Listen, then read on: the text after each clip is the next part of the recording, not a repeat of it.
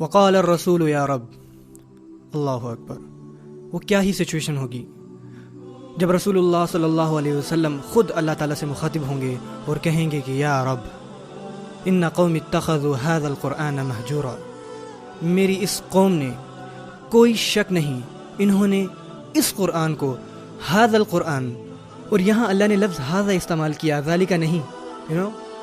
جب آپ شروع سے قرآن مجید پڑھنا شروع کرتے ہیں سورہ بقرہ سے، الف لام میم ذالک الکتاب لا ریب فیہ، یہاں اللہ نے یہ نہیں کہا کہ ذالک القرآن، یہاں اللہ نے فرمایا ھذا القرآن، ھذا للقریب، یہ قرآن آپ کے بالکل پاس تھا، آپ کے بالکل سامنے تھا، لیکن تب بھی آپ نے اس کو سیریسلی نہیں لیا۔ اور پھر رسول اللہ صلی اللہ علیہ وسلم قیامت الدین اللہ سے شکایت کریں گے کہ میری قوم نے اس قرآن کو، نہ کہ اس قرآن کو، اس قرآن کو۔ اور ایک اور فائدہ بھی ہوا یہاں پہ لفظ ھذا استعمال کرنے کا، بلاغی فائدہ، کہ لفظ ھذا اس آیت میں کہ قرآن مجید کو قیامت الدین ہمارا شاہد گواہ بنا کر پیش کیا جائے گا۔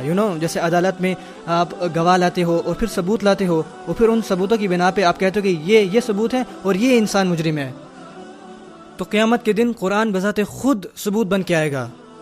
ہمارا مقدمہ پہلے ہی بہت برا ہوگا، اور پھر قرآن کو گواہ کے طور پہ، ثبوت کے طور پہ پیش کیا جائے گا، اور وکیل خود رسول اللہ صلی اللہ علیہ وسلم ہوں گے، اور وہ قرآن کی طرف اشارہ کر کے فرمائیں گے کہ ان لوگوں نے، میری اس قوم نے، انہوں نے قرآن کو مہجوراً کیا، انہوں نے اس کو مہجوراً لیا۔ حجر عربی زبان میں کہتے ہیں ترک شیئن، حجرتہ حجراً، یعنی ترکتہ، اغفلتہ، آپ نے کسی چیز کو سرے سے فراموش کر دیا، نظر انداز کر دیا، بہت پیچھے چھوڑ دیا۔ میرے خیال سے یہاں جو اردو بولنے والے بیٹھے ہیں ان کو ہجرت کا مطلب پتہ ہوگا، ٹو مائگریٹ سم تھنگ، کسی چیز کو چھوڑ کر چلے جانا۔ اس آیت میں متروکن نہیں کہا گیا، متروکن کا مطلب ہوتا ہے پیچھے چھوڑ دینا، مہجورن کا مطلب ہوتا ہے کہ بہت پیچھے چھوڑ دینا۔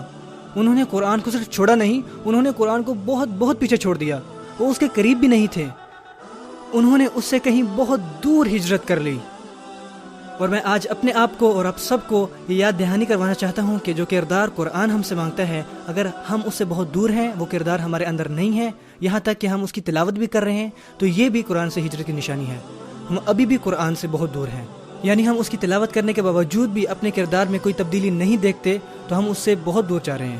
اور یہ بنی اسرائیل کی خصوصیت تھی۔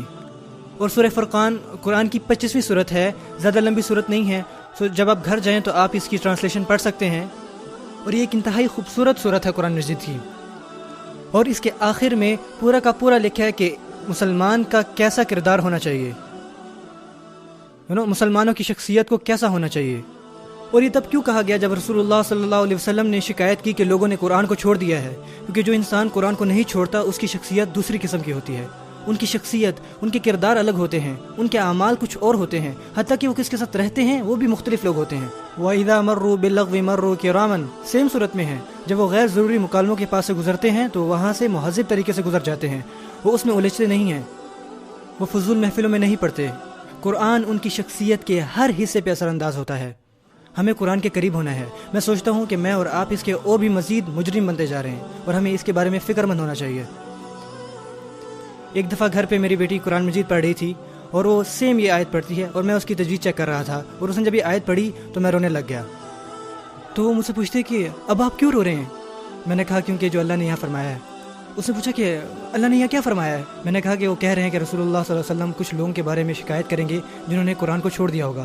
تو اس نے کہا کہ پر ہم نے تو قرآن نہیں چھوڑا، ہم تو پڑھ رہے ہیں۔ اور میں نے کہا کہ بیٹا اگر یہ صرف پڑھنے کے بارے میں ہوتا تو زیادہ آسان ہوتا، یہ صرف پڑھنے کے بارے میں نہیں ہے، ہمیں اس کتاب سے محبت ہونی چاہیے۔ کیا ہم یہ ثابت کر سکتے ہیں کہ ہم اس قرآن سے زیادہ محبت کرتے ہیں اس نئی مووی کے مقابلے میں جو آتی ہے، یا کسی ویڈیو گیم کے مقابلے میں؟ کیا ہم اس کے ساتھ زیادہ وقت گزارتے ہیں؟ کیا ہم ایسا بننا چاہتے ہیں کہ جیسے یہ قرآن ہمیں بننے کو کہتا ہے؟ لڑکی اس طرح مضبوط پہاڑ کی طرح دکھنا چاہتے ہیں جیسا وہ ان تصویروں میں دیکھتے ہیں، وہ لڑکیاں کسی اور کی طرح دکھنا چاہتی ہیں، لوگ ایک دوسرے کی طرح پیسہ کمانا چاہتے ہیں، لوگ ان کو ایڈلائز کرتے ہیں، لیکن کون آپ صلی اللہ علیہ وسلم کی سنتوں پہ عمل کرنا چاہتا ہے جن کی زندگی ہمارے لیے ایک بہترین مثال ہے؟ آج کا ہر نوجوان سونے سے پہلے یہی سوچتا ہے کہ یار کاش کہ میرے پاس 6 پیکس ہوتے، اور یہ کبھی کوئی نہیں کہتا کہ یار کاش کہ میرے پاس زیادہ سنتی ہوتی آپ صلی اللہ علیہ وسلم کی۔ کون ایسا کہتا ہے؟ اور کیسے ہم اس کو نہیں چھوڑے؟ ہمیں ایسے لوگوں جیسا ہونا چاہیے جو قرآن کی طرف واپس آتے ہیں۔ سیریسلی اللہ ہمیں اس کتاب سے محبت کرنے والا بنائے اور اسے ہماری زندگی کا ایک بڑا حصہ بنائے، تاکہ اس کتاب کی برکت سے ہر چیز ہماری زندگی میں رحمت لائے۔ اللہ مسلمانوں کو اس کتاب کو سمجھنے کی توفیق دے جیسا کہ سمجھنے کا حق ہے، اور اللہ آپ کو بہتر والدین بننے کی توفیق دے جو اس کتاب سے محبت کرتے، اسے سمجھتے، بلکہ اپنے بچوں کو یہ پڑھانے کی صلاحیت رکھتے ہیں تاکہ آپ کے بچے قیامت کے دن آپ کے حق میں گواہی دے سکیں۔ اللہ مسجدوں اور مدرسوں کو جہاں یہ بچے قرآن حفظ کرتے ہیں انہیں نہ صرف یہ حفظ کروانے بلکہ انہیں اس کا ہر لفظ سمجھانے میں بھی مدد کرے، اور اس کے ساتھ زندگی گزارنے اور نماز میں نہ صرف اپنی زبانوں سے بلکہ اپنے دل سے پڑھنے کی توفیق عطا فرمائے۔ اللہ ہمیں ان لوگوں میں سے بنائے جو واقعی قرآن کے ساتھ جیتے ہیں اور قرآن ان کے دل میں موجود رہتا ہے۔ بل ہوا آیات بینات فی صدور الذین اوتوا العلم، یہ آیات ہیں جو ان کے دلوں میں رہتی ہیں جنہیں علم عطا کیا جاتا ہے۔ اللہ ہمارے دلوں میں اسے پیوست کر دے۔ بارک اللہ لی ولکم فی القرآن الحکیم۔ والسلام علیکم ورحمۃ اللہ۔